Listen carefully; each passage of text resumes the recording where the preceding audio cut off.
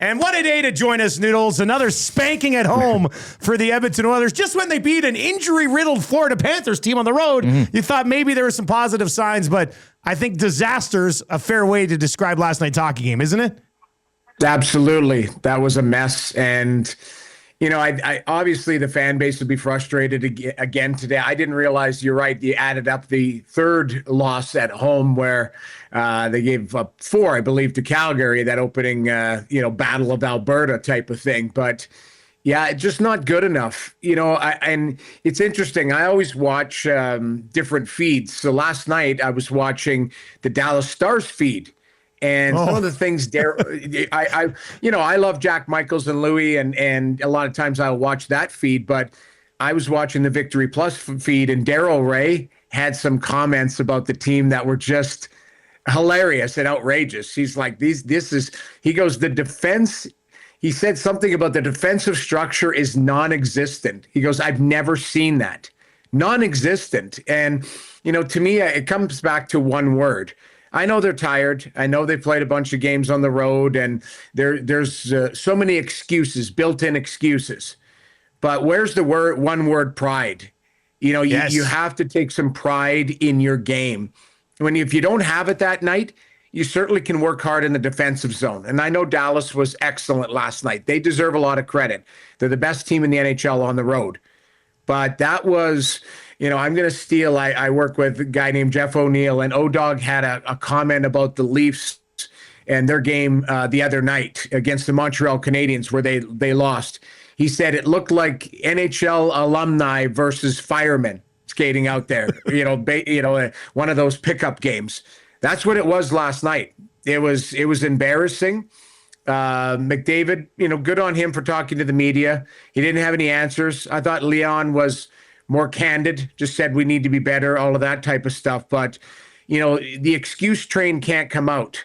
You got to find a way to play better in front of your goaltending, but your goaltending was no good either. So it's I'm not going to lay it at their feet, but that was just an absolute ass kicking on home ice again. They've got to find a solution. Yes, practice has to come up, come at the right time here, but the coaches too have to earn some of this. That team looks disorganized. It looks like they don't know what they're doing in their own zone. And to me, that's systematic play and attention to detail. And at some point, you would think Chris Knobloch would blow a gasket. And he just stands back there, and he, at some point, I had that with Joel Quenneville early on in his career. Very poised, just kind of stood there. And then by year 3 or 4, he was yelling and screaming and, basically driving some of the points home. So everybody's got to wear that last night, and it was another ugly one in Edmonton. So, and it's every game, it's something different. I mean, goaltending, defensive structure, as you mentioned, I think a lot of fans, griping about just the general lack of enthusiasm. And Knobloch mentioned post-game, he said, and I'm paraphrasing, but lots of things to do, can't do them all at once, and we'll have to prioritize. And you mentioned the excuses / reasons, travel, all that. I mean, whatever. What would you say is priority number 1 right now? And is that more of an X's and O's or / roster management thing? Or is that just, getting your head and your heart into the game right now? Well, I think it's getting your head and heart to start, thinking that you can't just put the jersey on and it's going to come to you. You got to dig in. And that came back to the one word again, pride. Take some pride in your game. And I think that's where Draisaitl was going with his comments after saying, it's not good enough. And he was guilty of it too. You look at I believe it was the 8th goal. He's behind the net. The puck just fumbles away. The 7th and 8th goals, you look at it from a structural standpoint, Calvin Pickard gets his stick skated through by number 75 and by number 25. Both of them, he's trying to make the save, and his stick gets knocked out or turned because the defenseman just skates through it. That's just a lack of awareness. So I think it starts with having some pride and work ethic in your game, and then you can work to the structure. But that just looked like a disorganized mess last night, and it was embarrassing, and they should be embarrassed because that wasn't good enough. And that's right from the star players right to the 4th line guys. Jamie McLennan with us on the show this morning on the Firehouse Subs hotline.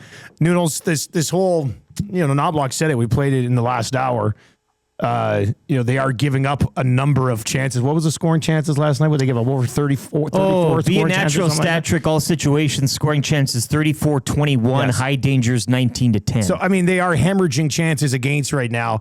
I said this morning, the goaltenders aren't helping them in any fashion, but they're also not being helped in front. So how do you, the chicken and egg thing, Noodles, how much of this is on goaltending and how much of it is on the way that the team's playing in front of them right now? Well, I'll start with the way that the team's playing in front of them. You can't really judge how the goalies are playing because they're being hung out. So if the team plays better and you're still getting stinky goals against, then you look at the goaltending and say that's a problem. McDavid tried to lump it all in and saying goaltending is about team effort. I don't disagree with that, but at some point you need it to mask. And I'll give you an example. Like Stuart Skinner, Glenn Gulletson is an unbelievable coach. And he knew how to pick apart that team because he helped coach them the last couple of years. So the power play goes 3 for 4. Well, yeah, because he knows how they're going to defend. So he calls the timeout. Yes, a 5-on-3, but have we seen that play where Robertson stands on the back door and they just shoot it off the skates? Doesn't that look like Zach Hyman used to do that? Yes. I mean, these are Glenn Gulletson was a master, surgical last night with knowing how to coach against this team. That's why I'm not absolving the coaches in all of this too. Yeah. I don't think they've had a great start to the season. I really don't. I think the attention to detail with this group is not very good. And other coaches are picking up on that and saying, okay, this is how we get to the Edmonton Oilers. They're soft in front of their net. Nobody pays a price. It's all stick check, stick check, stick check. The forwards don't manage the puck that well in danger zones. So you can pressure them, they'll turn it over and make them play in their own zone. So I look at this, there's the goaltending can be a lot better. Stu Skinner got exposed again on his lateral movement. I know it's a 2-on-1 goal, Bastion's goal, but you need a save. You need some of these saves in that first period. They're lucky they had to disallowed because that would have been a 5 spot in that first period. So at the end of the day, everyone's got to be better. Tough for me to judge the goaltending when the play in front of them is awful, but they do go hand in hand because confidence helps the team. The confidence in the goaltending helps the team play and settle down in front. But right now, that was a mess last night. And when it comes getting back to the emotion part of it all, and I know that the fans, when things aren't going well, Knobloch's demeanor certainly doesn't help because it really mirrors how the team kind of plays. But how much of that falls on, and we've talked about the leadership core on from the players. How much do they just need to get that going themselves? They've been playing all their lives. They're professionals. They get paid lots of money. You can't expect a coach to go in there and yell and berate you to get you going. So how much does that just fall on the leadership group here, in a sense, to take this, on their own and kind of find some emotion there? Because a coach, you do X's and O's, you do have to kind of, and we do talk about teams kind of taking the demeanor of the coach, but that only goes so far, right? I mean, you do need your leadership core and your big guys on the ice to actually demonstrate that and lead by example in that area. It's hard to do when you're not playing your game. So I'll give you an example. McDavid and Draisaitl weren't playing their game last night. Yeah. Hyman, looked out of sorts. So the leaders, Nurse, same thing. So you look at that leadership group in the dressing room and you say, okay, those are the guys who are going to speak up, who are going to batten down the hatches. And they were the most guilty out of all of them. So it's hard to be a leader when you're just trying to focus on your own game. I've seen it before. I've seen great leaders where if they're struggling, they're pretty quiet because they're just trying to sort out their game first and then try and help the group. But it does fall on leadership. Leadership in the dressing room. Chris Knobloch isn't a cheerleader. It's not his job to go in and rah-rah the guys. His job is to have answers. That's the problem, though. There's no answers. There's no adjustments. It's go out and play, and I think last night was just a disaster. It was like the 9-1 game. They were just outclassed. But the problem is you've got to take a look at this. If you're Stan Bowman and say, okay, these are two good teams. The two top teams have come in the Western Conference and really handed us the business. So where is your team at? That's, if those are measuring stick games, they're not even close. That's what you have to focus on. And yes, the situation of it all, whether it's timing, whether it's just bad games and it happens to fall on those particular nights. But, everyone talked about, hey, grueling road schedule, let's get home. That first game off of a road trip, whether you like it or not, whether it's a fable or not, we saw an effort that just wasn't acceptable. And yes, you're 5-2-1 at home, and you've got to find a way. I believe you play 6 or 7 now at home after the Seattle, but you have to be better. I think it starts with effort.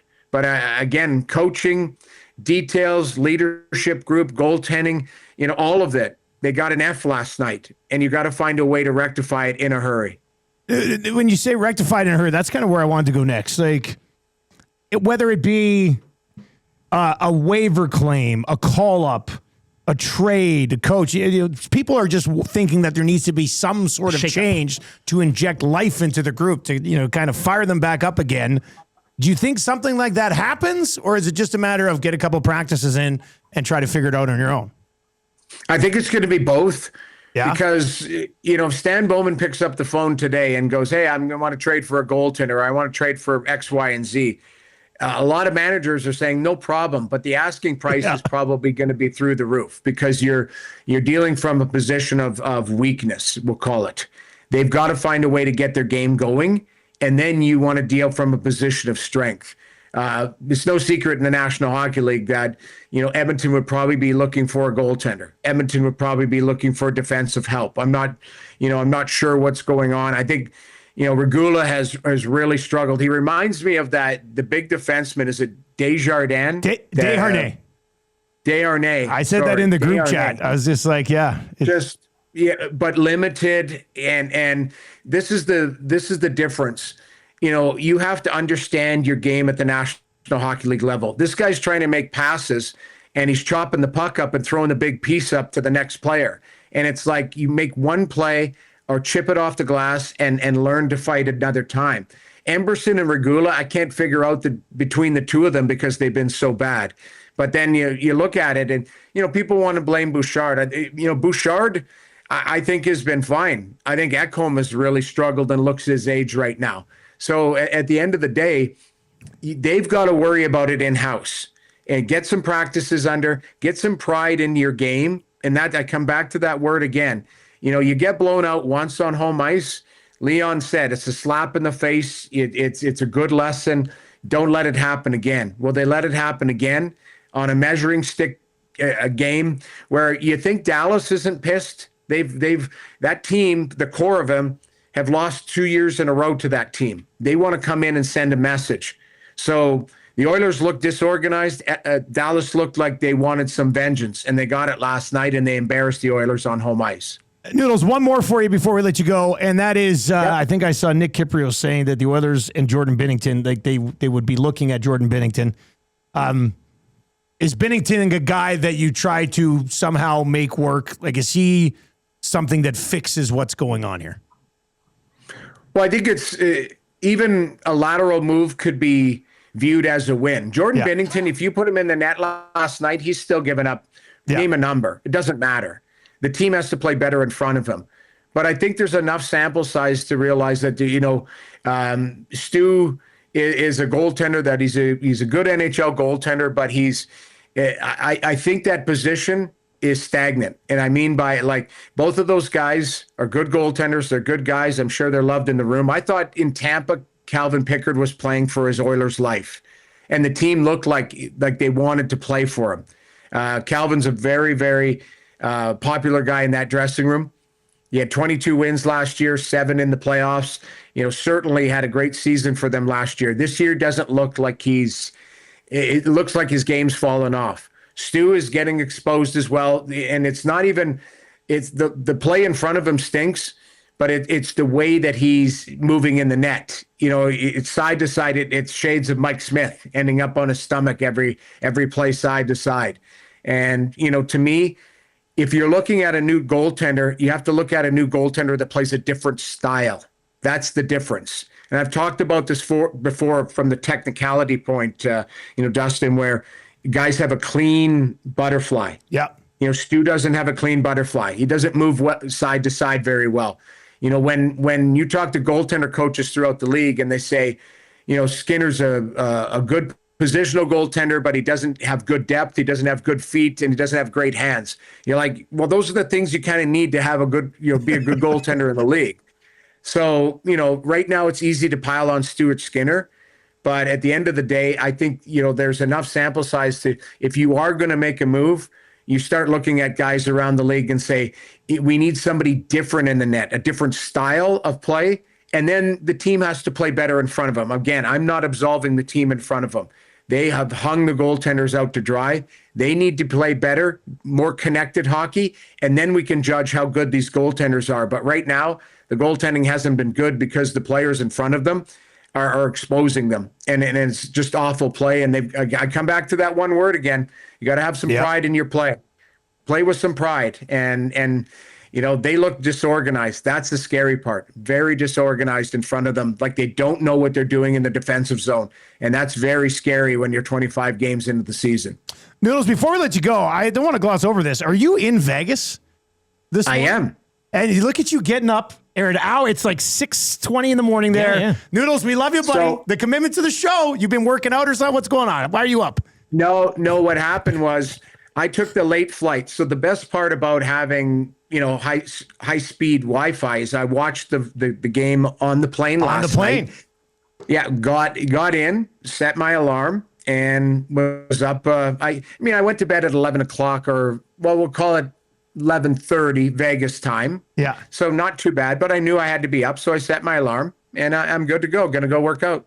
What a guy. All right, man, we appreciate it. Have a good call tonight, and we'll catch up next week.